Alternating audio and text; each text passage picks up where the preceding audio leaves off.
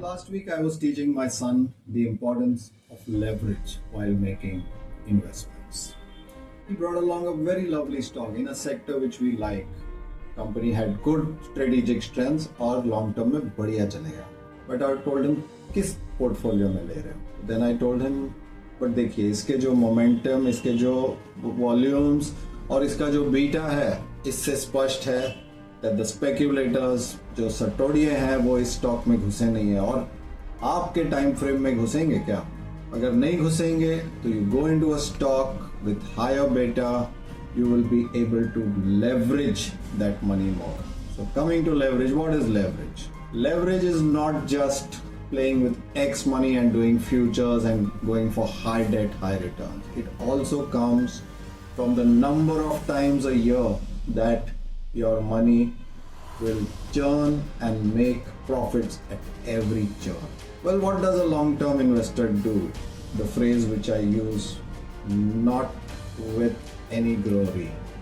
Well, the long-term guy, his money may churn not even once a year, maybe half times a year or sometimes a fraction of that because he invests and forgets.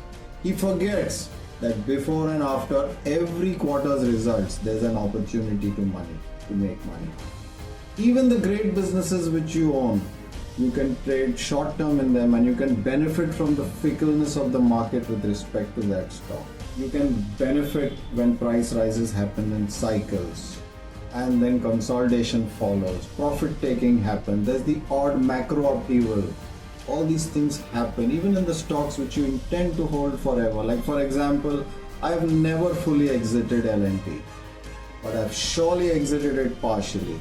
And whenever fancies have changed, whenever cycles have changed, whenever quarterly numbers surprise on the upside or the downside, there's an opportunity to make money. That's when I churn and that's where I leverage.